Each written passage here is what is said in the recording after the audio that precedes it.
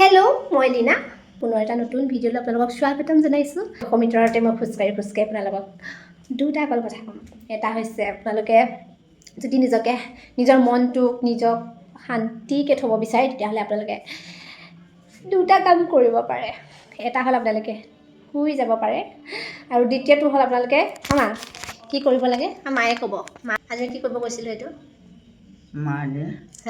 Murder test কি জানো কেনে জানো মাৰ্ডাৰ টেষ্ট নে কি জানো মাদাৰ টেৰেছাও নাই দিলে গাইজ। মেডিটেশ্যন আছিলে পাহৰি গৈছে। মেডিটেশ্যন কৰিবলৈ গৈছিলোঁ তাত বহুতখিনি শিক্ষা দিয়ে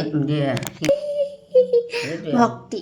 মেডিটেশ্যন মানে ভক্তি নহয়, হয় বাৰু ভক্তি ভাৱৰ মন এটা আপোনাকো লাগিব, কিন্তু মেডিটেশ্যন মানে ভক্তি মাৰ মতে হয় যেতিয়া হয়।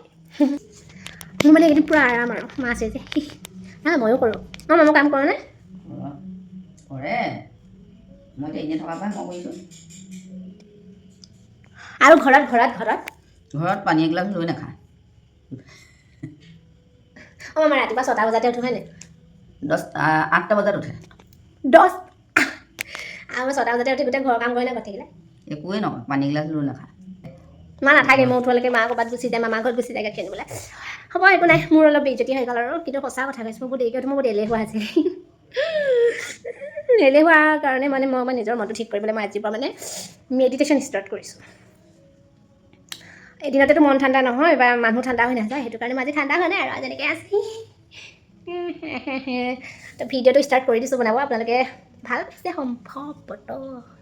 সম্ভৱ ভাল পাইছে, কিন্তু কি হ'ল মোৰ ভাষাটো বহুত বেছি ভুল হ'ব ধৰিছে, কেনেকৈ মই নাজানো।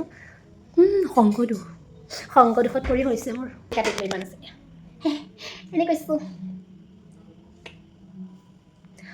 আজি ভিডিঅ'টো ইমানে আছিলে।